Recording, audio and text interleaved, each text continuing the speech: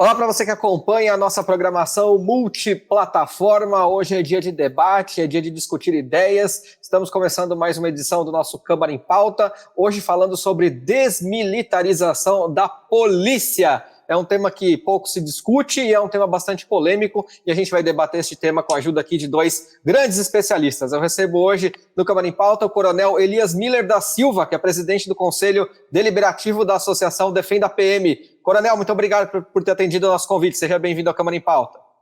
Eu que agradeço, Leandro. É sempre a satisfação fazer um debate democrático para levar o conhecimento à população. Então, é um prazer e agradeço pelo convite. Também com a gente a professora Priscila Vilela, que é professora de Relações Internacionais da PUC São Paulo e pesquisadora do Núcleo de Estudos Transnacionais de Segurança, NETS. Olá, Priscila, muito obrigado também por ter aí aceitado o nosso convite e participar desse debate. Eu que agradeço, um prazer imenso estar aqui debatendo um tema tão relevante para a sociedade. Maravilha. Priscila, eu queria que você falasse rapidamente, então, sobre o que é o NETS, para a gente situar um pouco o que são as entidades, e depois o Coronel falasse um pouquinho o que é a Associação Defenda a PM, só para a gente poder situar aí quem vai assistir ao programa, quem é que está debatendo com a gente. Priscila, o que é o NETS? Perfeito. O NETS é o Núcleo de Estudos Transnacionais de Segurança, é um grupo que congrega pesquisadores da área de relações internacionais, e todos eles dedicados a estudar o tema da segurança em perspectiva transnacional, né? Então, nós olhamos para o tema da segurança pública, dos atores de governança da segurança para as polícias em perspectiva transnacional. Maravilha. Coronel, o que é a Associação Defenda a PM, Coronel? É a Associação dos Oficiais da Polícia Militar do Estado de São Paulo. Congrega mais de 2.000 oficiais e tem por objetivo justamente o que é o aperfeiçoamento da segurança pública, os direitos e deveres desses profissionais, e ela é associada à Federação Nacional das Entidades Oficiais, também que atua no Congresso Nacional. Então, faz uma atuação em São Paulo e no Congresso Nacional, além de participarmos, na mesma visão que colocou a Priscila, de seminários internacionais de chefes de polícia no mundo. E segurança pública é um dos grandes temas aí em voga, já que estamos em vias de eleições presidenciais, aqui no Brasil. Bom, vamos começar. Eu queria começar com a Priscila, que é pesquisadora, para a gente poder teorizar um pouquinho sobre o assunto, para depois a gente partir para a parte prática. O que vocês entendem, Priscila, como o conceito de desmilitarização da polícia? Porque muita gente acha que é tirar as armas, quer deixar a polícia mansinha, boazinha, né?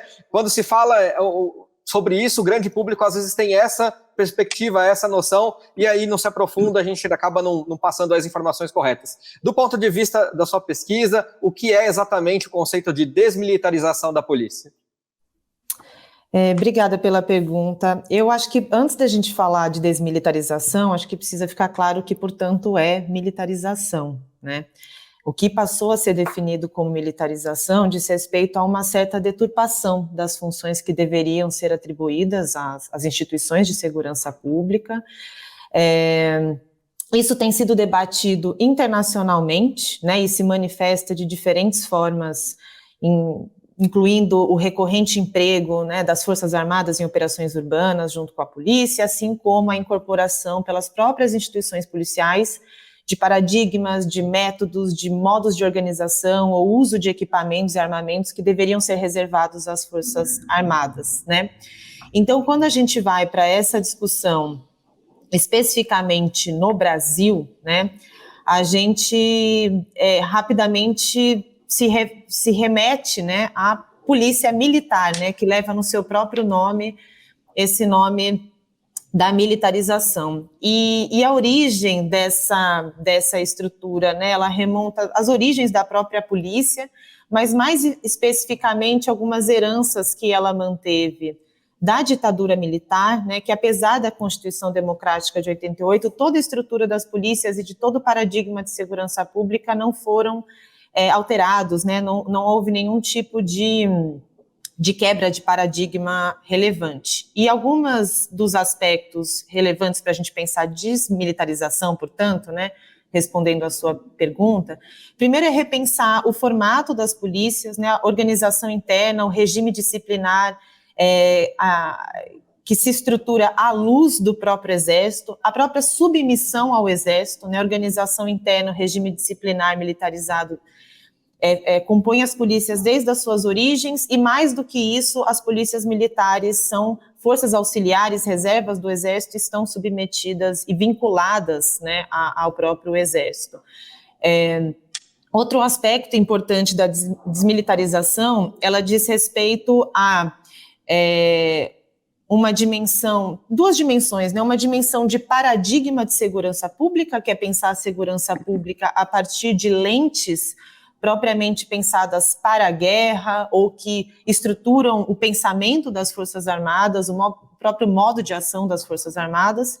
E uma segunda desmilitarização, ela é mais institucional, né, que é rever a estrutura da polícia hoje, que funciona à luz das forças militares, né, os próprios cargos, as formas como elas se estruturam. O coronel pode falar um pouquinho mais sobre isso, e que é um modelo de instituição muito pensado para um paradigma da guerra, né?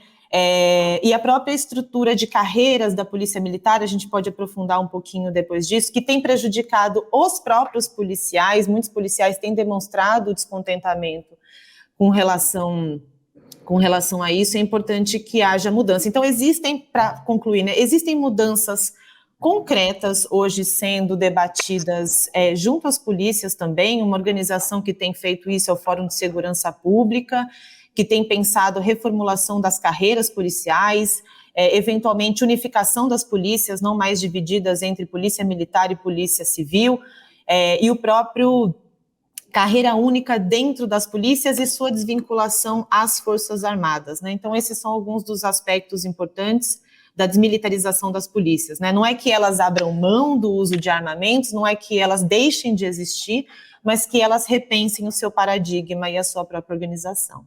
Todas essas questões, professor, estão aqui previstas no roteiro, né? A gente vai tentar aqui aprofundar e abordar na medida do possível, porque o tempo da TV, infelizmente, é curto. Mas eu fui resgatar aqui os arquivos da TV Câmara. A gente começou aqui a programação da TV Câmara em 2012, começo de 2013 já começou a deslanchar bastante. E a gente, em 2014, gravou um programa Câmara em Pauta também, né? De maneira presencial naquela oportunidade. Também sobre a desmilitarização da polícia, e parece que eu ouço as mesmas coisas. Parece que de 8 anos para cá pouco se evoluiu ou pouco se tratou sobre o assunto. A gente tinha recebido na época uma representante do Instituto Sou da Paz, e era exatamente esses pontos que a gente acabou abordando.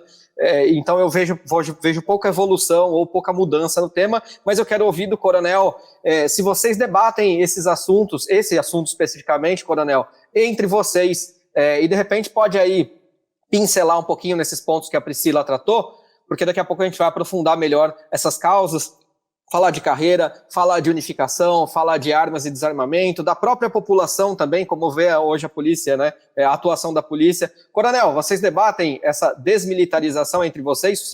Qual o significado isso tem para vocês? Leandro, eu debato esse tema há mais de 30 anos.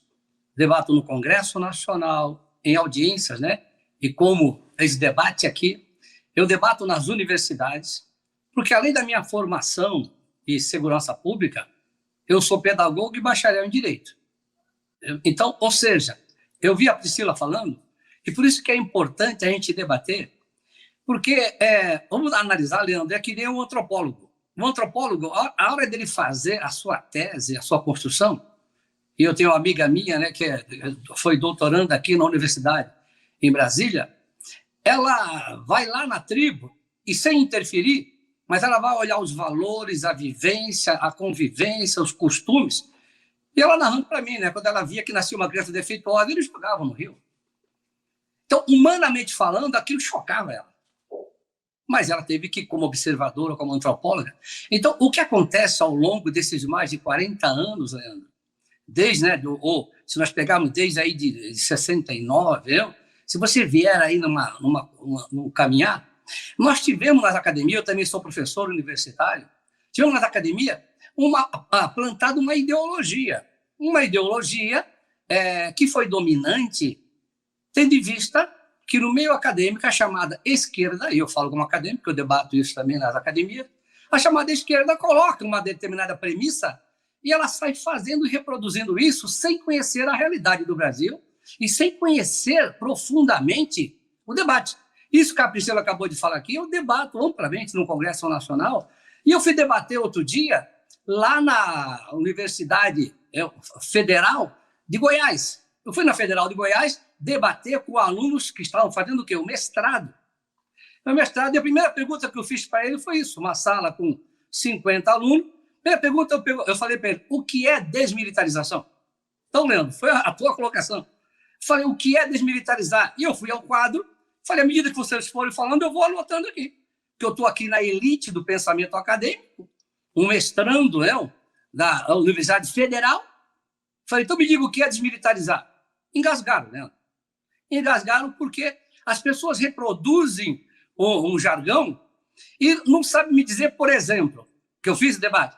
Falei, os senhores aqui, alguém já pegou o conteúdo programático de um curso de qualquer polícia militar?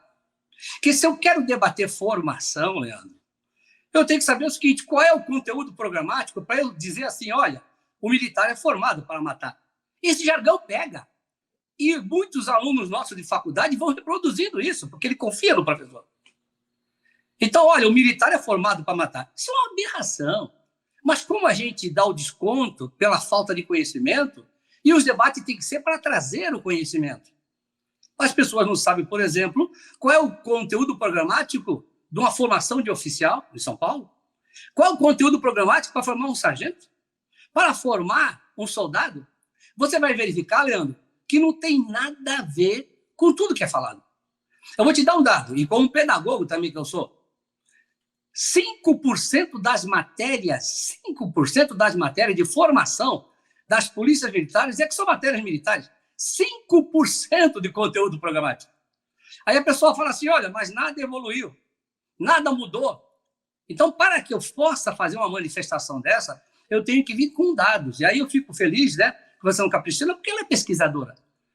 Foi com um debate que eu fiz no CONASP, no Conselho Nacional de Segurança Pública, que alguns movimentos sociais, olha, mas vocês são formados para matar. Eu falei, tá bom, mas qual é o conteúdo programático que você já viu? Para ver se é formado para matar ou se é formado para morrer. É o contrário, Leandro. O militar é formado para morrer. E ele jura entregar a vida para defender um celular de uma pessoa que está sendo furtada. Ele jura entregar a vida. É a única profissão no mundo que faz juramento de entregar a vida. Se você pegar, Leandro, e eu viajo o mundo, eu estive agora lá, fiz uma viagem pela Europa, e eu estava conhecendo as polícias, que a gente já se relaciona, o Carabinieri da Itália, ou a Polícia Municipal ali de Nápoles. Ou você vai em Nova York, você vai em Paris, e você vai verificar o que é a gendarme francesa. Então as pessoas debatem, por exemplo, Leandro, e por isso que é bom debater com a Priscila, porque quando ela fala transnacional, está perfeito. Porque se eu for aqui na Argentina, eu tenho polícias militares. Se eu vou na Venezuela, eu tenho polícias militares. Se eu vou no Chile, eu tenho polícias militares. Se eu vou na Espanha, sabe o que acontece, Leandro? É que lá é chamada de guarda civil. Como é chamada de guarda civil, não tem o adjetivo militar que ficou estigmatizado nas academias, ao ponto, Leandro, de dizer que ser militar é truculento, ser militar. E as pessoas, Leandro, não conhecem nem a história do Brasil. Não conhecem que foram as polícias militares que morreram pela independência do Brasil. Foram as polícias militares. Foram as polícias militares, por exemplo, o general Miguel Costa, da PM, que trabalhou, que esteve junto na coluna Preste. O certo seria coluna Miguel Costa, que é chamado do Fokker brasileiro. Se esquece que em São Paulo foi a polícia militar que participou da Revolução Constitucionalista para que nós tivéssemos uma Constituição. E se esquece, Leandro e Priscila, que foram as polícias militares que foram lá em Monte Castelo morrer para dar liberdade contra o fascismo e nazismo. Eu estive lá agora na Itália, tem monumento e o nome de policiais militares que morreram na Segunda Guerra. Então as pessoas, às vezes, e eu debato isso na academia, quando ela faz o debate só na visão dela, sem se abrir para novos conhecimentos, eu parabenizo vocês da televisão, porque agora nós poderemos ouvir o quê? Várias posições, e que são verdadeiras, Leandro, segundo a ótica que a pessoa teve acesso ao conhecimento. E à medida que a gente faz um debate maduro, com profundidade e com base científica histórica, aí vem a luz, para que as pessoas saiam de dogmas, de ideologias.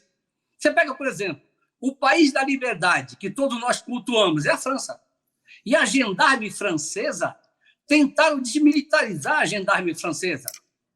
Coronel... O povo francês falou não, 84% falou não. Então, nós temos que fazer um debate conhecendo que no mundo eu tenho 60 países que têm polícias militares, no mundo. Coronel, para a gente poder fazer um debate bacana, a gente tem pouco tempo, infelizmente, meu primeiro bloco já foi. Então, assim, a defesa da instituição, acho que ficou claro, eu acho que entendi. O que eu vou pedir, tanto para você como para a Priscila, para a gente tentar fazer respostas um pouco mais sintéticas, né, a partir do segundo bloco, para a gente conseguir lidar com essas questões, porque o nosso tempo, infelizmente, é muito curto. 15 minutos por bloco, se a gente for dividir aqui pelas questões, dá pouco tempo. Então, a gente precisa conseguir sintetizar as ideias e colocá-las de modo bem claro e bem objetivo. Pode ser? Perfeito, eu te agradeço. Eu só fiz essa preliminar porque se a gente faz um debate só pontual, sem essa preliminar, a gente fica sem o alicerce para o ponto seguinte. Mas eu acho que a introdução é válida tanto do ponto de vista da Priscila como do senhor. Eu vou fazer a primeira pausa, vou fazer esse intervalo. Na volta, então, a gente tenta abordar essas questões com um pouco mais de profundidade, porém com umas respostas um pouco mais objetivas, né? Falando um pouco da formação, da modernização dos códigos disciplinares, da própria segurança pública, da garantia dos direitos humanos e dos profissionais da polícia. Enfim, a gente vai tentar debater um pouco tudo isso no segundo e no terceiro blocos. Beleza? Vou fazer uma pausinha, a gente vai beber aquela água e daqui a pouquinho a gente volta.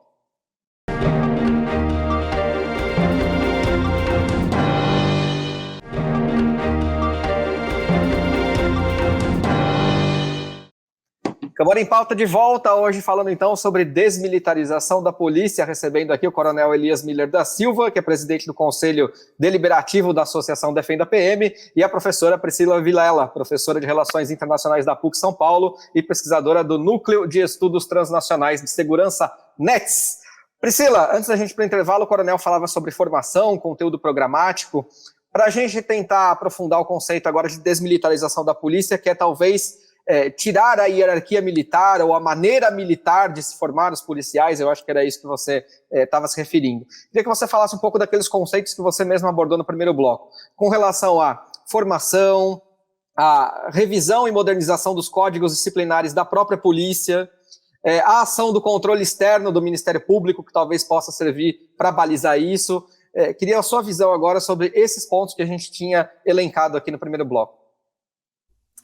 Perfeito, Leandro, muito obrigada. A primeira coisa que eu gostaria que a gente partisse de uma premissa para esse debate, né, é que segurança pública não é só polícia, né? A gente pensar segurança pública, a gente tem que pensar políticas mais amplas voltadas à desigualdade, a cuidado com comunidades, a iluminação nas ruas, infraestrutura urbana, né?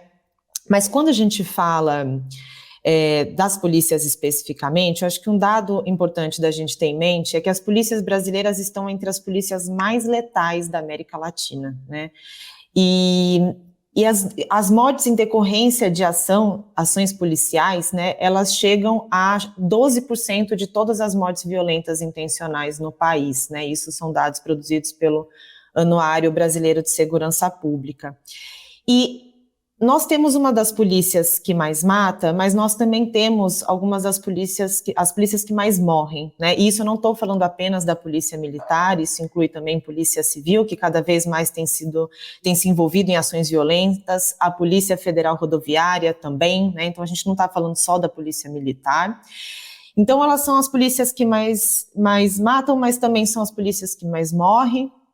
E isso tem levado as próprias instituições policiais a terem interesse em refazer as suas estruturas, repensar esses paradigmas, né? E uma pesquisa muito interessante que eu recomendo, né, ao ouvinte interessado nesse tema, é uma pesquisa produzida pelo Fórum de Segurança Pública, que é a escuta dos profissionais de segurança pública, né? E lá é demonstrado que a maioria dos policiais tem defendido uma organização das instituições nos moldes de uma polícia unificada, né, ou seja, sem carreiras que dividem cada uma das polícias, militares e civil, de ciclo completo, ou seja, inclusive que as polícias militares possam investigar, que hoje elas não podem participar de investigação, que é um conduzir grandes investigações, que hoje está restrito à Polícia Civil, e de caráter civil e com carreira única, né? Então, isso tem sido demonstrado nas pesquisas junto aos policiais e que a maioria também defende que as polícias se desvinculem de forças auxiliares do Exército ou do fim do controle das inspetorias da PM, e que são algumas das dimensões fundamentais quando a gente pensa militarização, né? Eu não quero me estender muito na minha resposta, eu posso aprofundar caso você ache necessário, Leandro. Maravilha. Mais ou menos nesse mesmo time, então, Coronel, você pode debater aqui os pontos da Priscila, rebater, enfim, mas falar um pouco também dessa questão da formação. Você falou tanto em conteúdo programático, que não é isso que recrudesce os policiais, mas alguns, e existem depoimentos diversos, né, de policiais reformados ou que já passaram pela corporação, sempre reclamaram aí das promoções, das carreiras, né, por mérito, por bom trabalho. Muitos dizem que precisam ter lá aquele QI, né, ter aquela hierarquia militar, né, por isso a gente fala em militarização.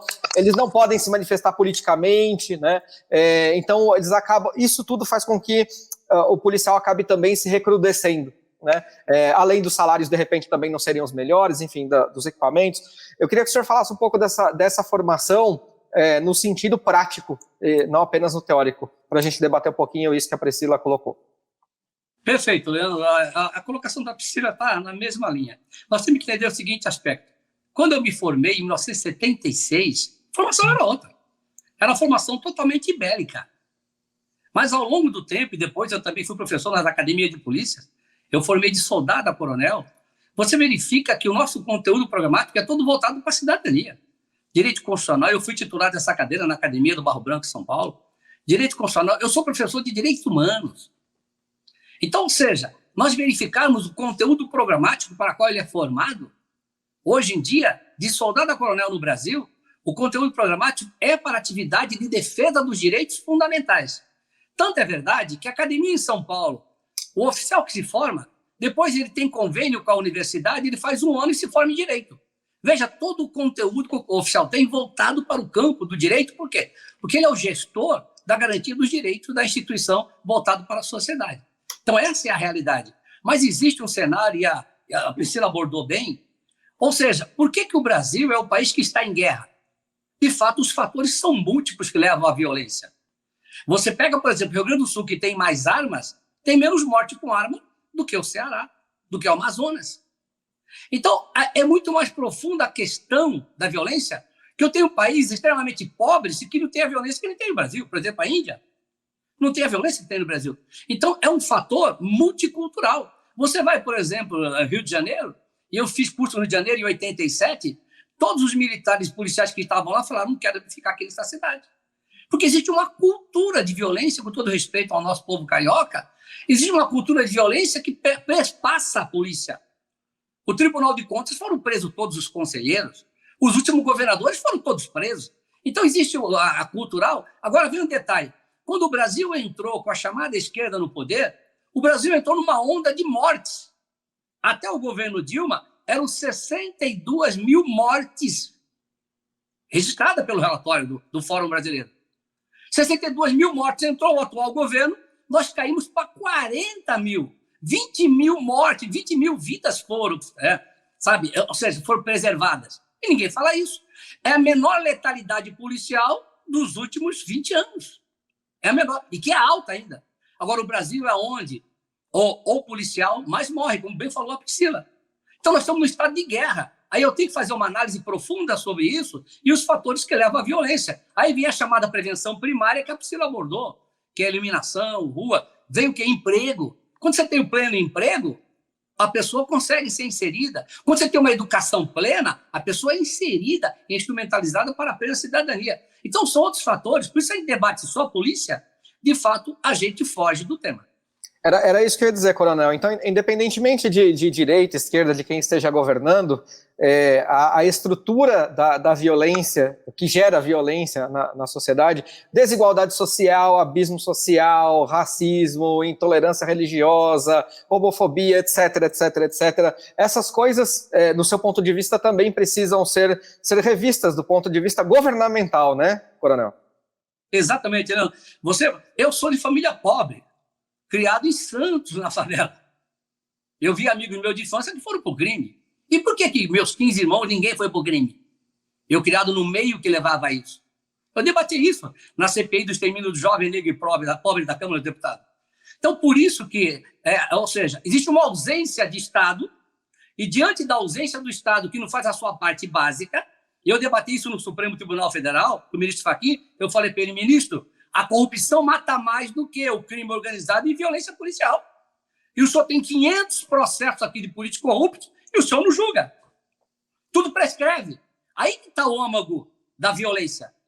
A primeira reforma que o Brasil precisa fazer, Leandro e Priscila, é a reforma política.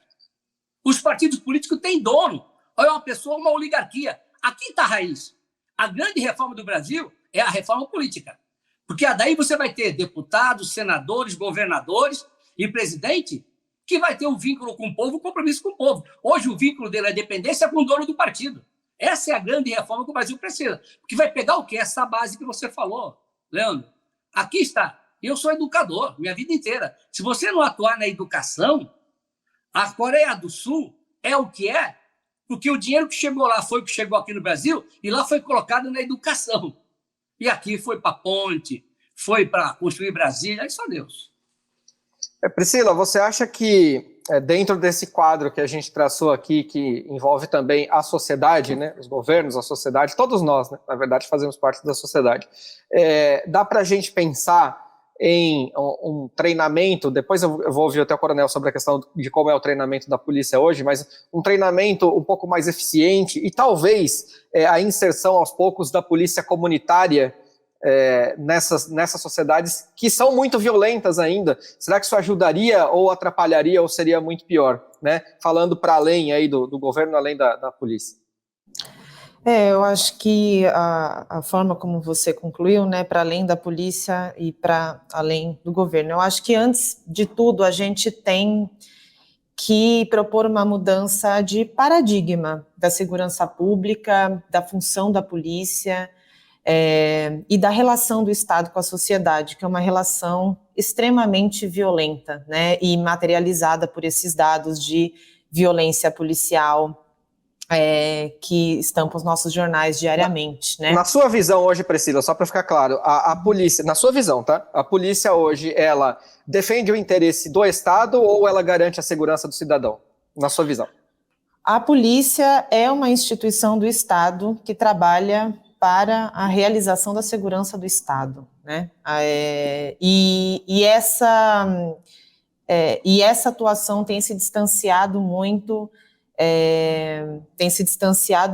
de uma proteção ao cidadão, especialmente quando a gente pensa numa sociedade dividida em classe, né? A gente vê uma atuação da polícia muito distinta nas periferias das cidades e dos centros urbanos e nas áreas mais ricas da cidade, né? A gente teve um coronel da Rota que chegou a dar uma declaração há alguns anos dizendo que a abordagem era diferente nos jardins do que na periferia.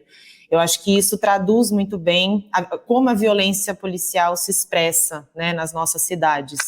E acho que a gente tem hoje uma anuência governamental para essa violência, né, que tem justificada sob o paradigma do bandido bom é bandido morto, e acho que é esse tipo de visão sobre segurança pública que a gente tem que repensar, né, uma segurança pública voltada à proteção de todos os cidadãos, né, inclusive a gente alterar essa visão de que as periferias são áreas de insegurança, de medo a serem combatidas, onde a polícia deve ser mais truculenta, e tudo isso, historicamente, construiu uma relação muito violenta entre Estado e sociedade em alguns espaços dos centros urbanos, e que tem se reproduzido na própria insegurança do trabalho policial, né? Então, eu acho que tem uma reforma de um paradigma mais amplo de repensar a segurança pública, o papel das polícias, uma das propostas materiais que tem surgido hoje em debate é essa ideia de polícia comunitária, né?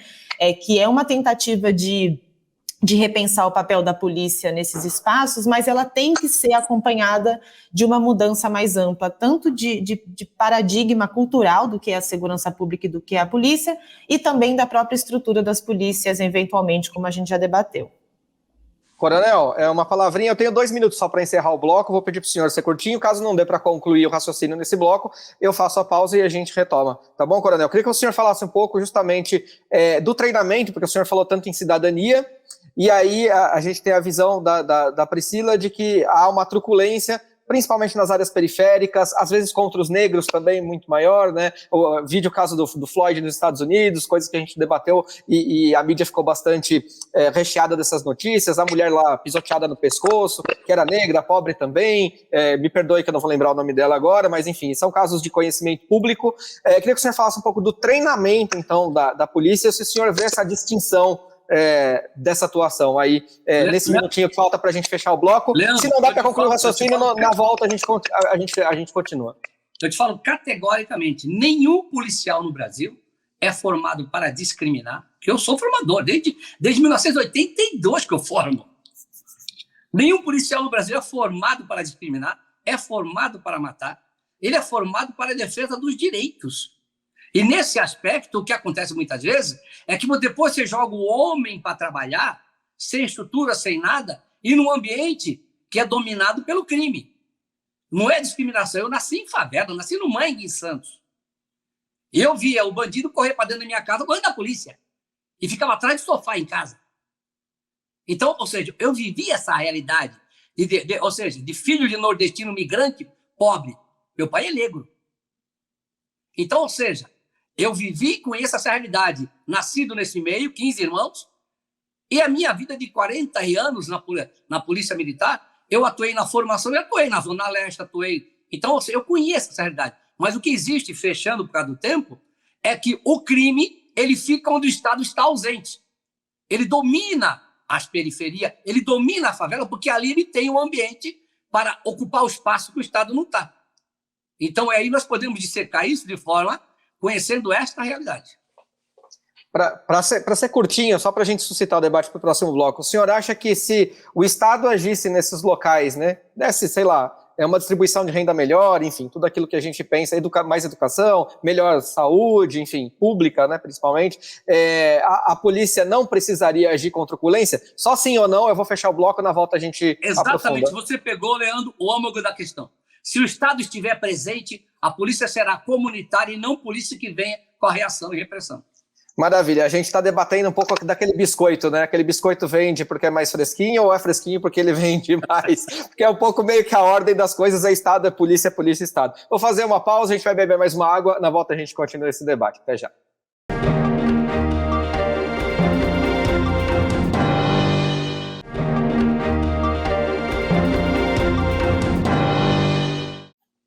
Câmara em Pauta de volta, hoje falando um pouco sobre desmilitarização da polícia, debatendo esse tema aí bastante polêmico, bastante controverso, com o coronel Elias Miller da Silva, que é presidente do Conselho Deliberativo da Associação Defenda PM, e a professora Priscila Vilela, professora de Relações Internacionais da PUC São Paulo e pesquisadora do Núcleo de Estudos Transnacionais de Segurança NETS. Coronel, como a sua resposta foi curtinha, porque a gente precisava sair para o intervalo, eu vou te devolver a palavra nesse retorno.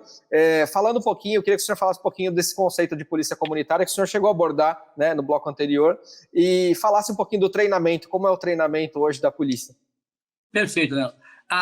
Eu falo, inclusive, por São Paulo, e eu conheço o Brasil inteiro, Leandro. Eu viajo o Brasil inteiro e dou palestra nas polícias militares, na interação com a Polícia Civil. Então, observe o seguinte, nós somos formados desde o berço acadêmico, soldado, cabo, sargento, oficial. Nós temos a matéria Polícia Comunitária. Nós temos em São Paulo uma diretoria de Polícia Comunitária e nós buscamos isso na década de 80 do Japão. Nós temos um modelo disso. Então, ou seja, eu sou do tempo, eu sou de 57, que tinha o guarda do quarteirão lá perto de casa. Agora, nós temos que, de novo, buscar isso que nós já tínhamos antes, o guarda do quarteirão, que convivia e que conhece. Mas agora o que está acontecendo, Leandro? Eu moro aqui no meu condomínio há 20 anos. Mal conheço o vizinho da direita e de frente. Ninguém conversa com mais ninguém, ninguém se conhece mais, Leandro. Quando eu morava na Zona Norte, aí em São Paulo, 4 apartamentos, ninguém conversa, ninguém dá bom dia. Existe cada vez mais, as pessoas estão se fechando. Então, isso reflete em tudo. Agora, que nós precisamos formar, e as polícias militares, eu te garanto, elas formam o policial para atuar de forma comunitária. Olha só um detalhe, quando se debate a letalidade. A PM de São Paulo atende milhões de ocorrências por ano. 40% são de assistência social. 40%. O confronto nosso dá 3 milésimos ocorrência com confronto, se você olhar o atendimento. Então, a PM de São Paulo, a PM do Brasil, age muito mais no caráter social, levando parturiente o tempo todo. Isso não falam, porque pegam só o quê? Aquele lado do confronto, que é milésimo, se você comparar as milhares de ocorrências que a PM atende ao longo do ano. Mas a PM no Brasil, ela trabalha o conteúdo programático na figura do policial amigo, do policial comunitário. Mas o Brasil, eu te pergunto, traz do Bob inglês e põe ele na favela do Turano, onde eu fui, com cacetete lá na favela do Turano, o Bob inglês. Quero ver se ele vai sobreviver meio-dia. A comparação é forte. Priscila, vamos falar um pouquinho da unificação das polícias, que foi algo que você citou aqui, né? A gente teve só uma proposta que isso pode ser feito a partir de proposta de emenda à Constituição, né? Então tinha uma PEC, que era a PEC 51 de 2013, eu acho até por isso a gente fez o programa em 2014, né? Para ver o que tinha avançado com relação a isso, que foi apresentada pelo então senador na época, Lindbergh Farias, que propunha a unificação das polícias civil e militar, né, num único grupo, para aquela coisa de ter a carreira única, de ter uma construção, né, do ciclo completo, que a gente chama, que é o policial, ele vai lá, apreende, investiga, faz tudo consegue fazer esse ciclo completo, e aí acho que ganha em agilidade, inclusive para a sociedade. Você acha que a unificação das polícias hoje, depois eu quero ver o coronel sobre isso, seria benéfico e em que ponto para a sociedade? Obrigada, Leandro. Para eu chegar nessa resposta, eu queria antes dar continuidade a um debate que o coronel levantou. Claro, fica à vontade. A gente tem que tomar cuidado quando a gente associa essa ideia, né, de que o crime está onde o Estado está ausente e associar isso o crime está nas periferias, né? A gente tem que tomar muito cuidado com esse tipo de afirmação, porque a primeira coisa que a gente tem que perguntar é que tipo de crime? Né, que tipo de crime a gente está falando? Então, o crime do colarinho branco, a lavagem de dinheiro, a sonegação fiscal, né, não são crimes que estão na ausência do Estado. Né? A própria corrupção, por essência, é o contrário disso. Né? Não diz respeito à ausência do Estado. E eu acho que isso revela muito a atuação das polícias, da segurança pública e a nossa própria população carcerária, né? Se tem um crime que nos assusta muito, e eu acho que o coronel trouxe informações sobre isso, é o homicídio, né? Quando a gente pensa em violência urbana, a gente pensa nos homicídios. E eu acho um dado assustador que a gente tenha cerca de 10% dos homicídios resolvidos pela justiça, né? Investigação e resolvidos no Brasil. Isso significa que a gente tem algo cerca de 90% de homicídios que não são resolvidos. E ainda assim, né, a gente pode levar à conclusão de que somos o país da impunidade, como a gente ouve muito dizer, mas nós temos a terceira maior população carcerária do mundo. Né? E quem são as pessoas que estão presas? E aí essa resposta ela tem relação com a sua pergunta, Leandro. As pessoas que estão sendo presas são, na sua maioria, pessoas que estão respondendo por tráfico de drogas, e não é esse tráfico de drogas que a gente imagina, né, o Pablo Escobar, armas muito poderosas como o coronel trouxe, ou pessoas que circulam muitas quantias de dinheiro. Quem está sendo levado preso hoje, e os dados das prisões revelam isso, pela quantidade de droga apreendida tal, é o varejo. É o varejo, a maioria dessas pessoas que estão sendo levadas presas não tinham porte de armas e não tinham crimes de violência associados, ou seja, as pessoas que hoje estão lotando as prisões não são essas pessoas que nos preocupam nesse imaginário público do traficante, da violência urbana. Não são essas pessoas que estão lotando as prisões. E isso tem também relação com a estrutura das polícias. Por quê? Dados tanto da Defensoria do Rio de Janeiro e de São Paulo mostram a mesma tendência, que a massiva maioria das pessoas que são presas foram presas em flagrante. Ou seja, é um tipo específico de crime que pode ser preso em flagrante e em atividades rotineiras da polícia. Ou seja, não tem investigação.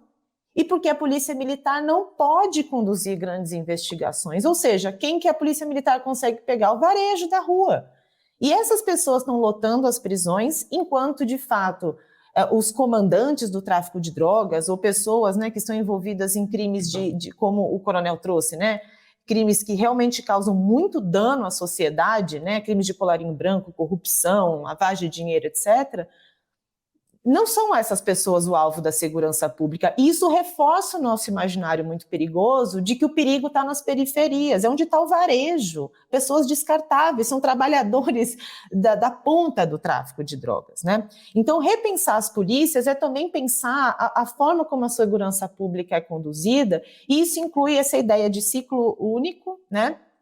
De ciclo completo, desculpa, que todas as polícias possam conduzir as investigações e elas próprias possam exercer esse papel ostensivo e repressivo dentro de um ciclo completo. É fundamental que as polícias ostensivas, as polícias das ruas, as mais volumosas são a polícia militar, possam investigar, né? Isso é um elemento fundamental. E que também é uma outra proposta que está atrelada a essa, com muita aceitação entre os próprios policiais, é de carreira única, né? Ou seja, que os policiais possam ascender na carreira conforme eles aprendam, conforme eles se desenvolvam, conforme eles acumulem expertise, de maneira que a gente crie também uma coesão dentro das polícias que não sejam divididas em duas carreiras, né? Tanto a polícia civil quanto a polícia militar. Também dentro de uma carreira única, que alguém que entra lá na base da polícia possa ascender. Isso também confere ao policial um grau de responsabilização sobre a construção da carreira dele, né? E os policiais também se sentem representados pelos seus comandantes, pelos postos hierárquicos mais superiores, na medida em que podem almejar aquela posição um dia na construção da sua carreira, né? Isso também confere uma ideia de reconhecimento melhor para as polícias, que os policiais mais vulneráveis hoje nas ruas, como o coronel trouxe, são esses policiais que não estão no comando, né?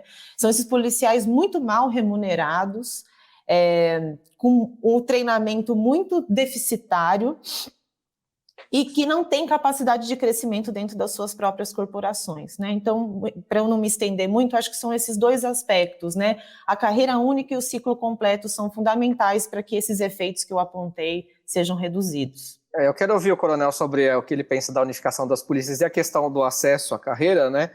Da ascensão, mas só para contribuir aí com o seu depoimento, Priscila, lembrar que, para desmistificar um pouco essa coisa do crime, né, do crime apenas na periferia, lembrar que todos os dias nós vemos notícias sobre feminicídios, né, estupro, né, isso está nos meios, inclusive, artísticos, né, midiáticos, e a gente tem presença cada vez mais disso, então não são só as pessoas mal instruídas, mal remuneradas, pobres, não, as pessoas que têm muito dinheiro, elas cometem esses crimes também, né?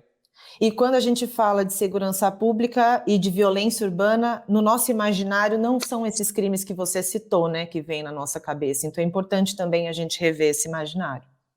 Coronel, unificação das polícias e a questão do acesso à carreira dos policiais, como é que o senhor vê isso?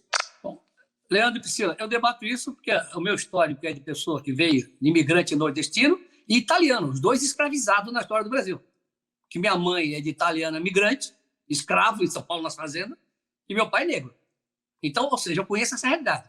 Eu conheço a realidade de se crescer na periferia. E quando eu tinha 12 anos, eu falei para meu pai que eu queria trabalhar. Ele falou, não, meu filho, eu não estudei, você vai estudar. Mas eu falei, não, pai, eu vou trabalhar, eu vou estudar. Chamou minha mãe e falou, esse baixinho teimoso aqui, ele está falando que ele vai trabalhar e estudar. Então, você é minha testemunha que foi ele. Meu pai é pescador, pobre. Eu fui ser patrulheiro mirim, e fiz a minha vida inteira na meritocracia, estudando. Então, ou seja, fui soldado de cabo e prestei concurso, fui ser oficial.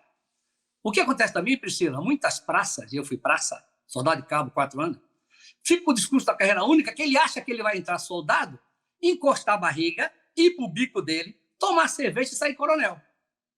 Tem cara que quer isso, Priscila. Então, ou seja, eu, para poder passar na academia, eu ia dormir 2 da manhã, acordava às 4. Então, também não é certo isso.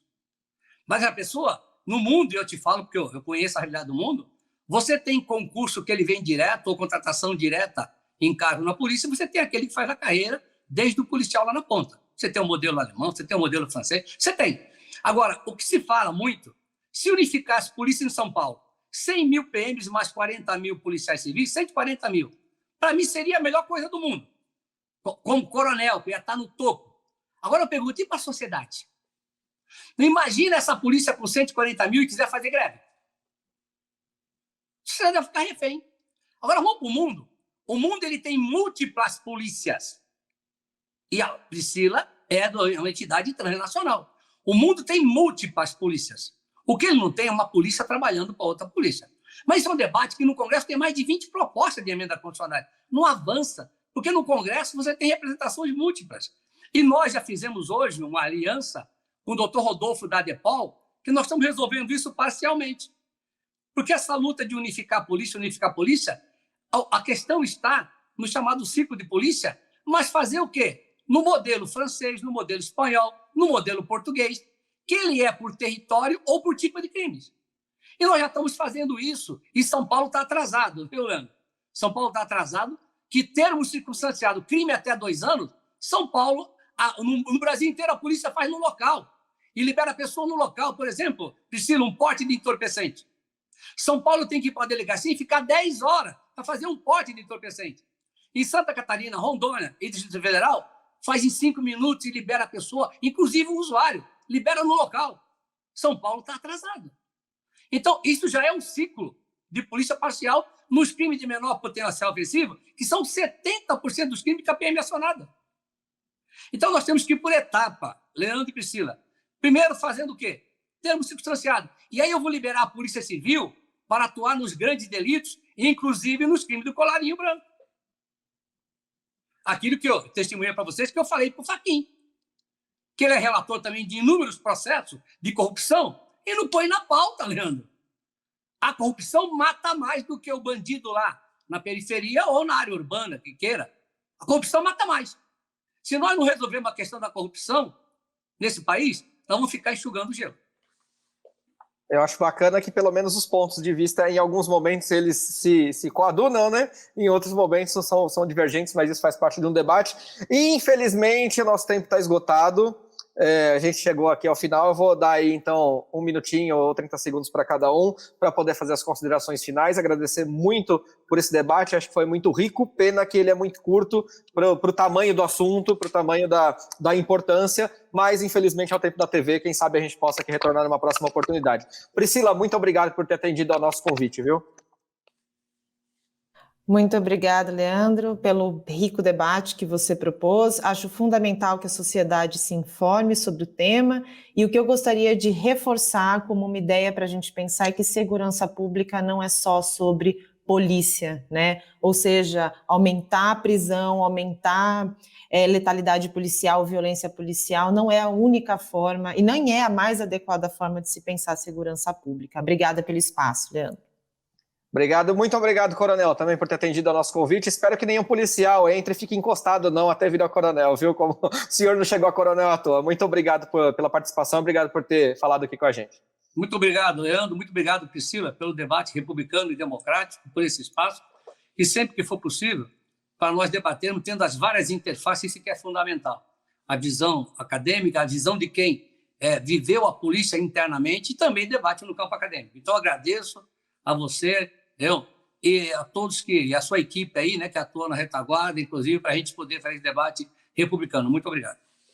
Valeu, coronel. Assim que a gente tenta levar aí a melhor informação para o público, com a participação aqui de 2 grandes especialistas no assunto. Quero agradecer também a você pelo carinho da sua audiência. A gente espera que, apesar do curto espaço de tempo, que a gente tenha conseguido fazer um recorte minimamente aí razoável para você entender um pouco desse cenário e depois, quando for pesquisar mais sobre o assunto, já ir aí com alguma informação para poder também formar a sua opinião. Aqui na TV Câmara não tem fake news, não. A gente traz especialistas para debater o que acontece na realidade. Muito obrigado, nos vemos uma próxima TV Câmara Guarulhos, o canal da cidadania. Tchau, gente.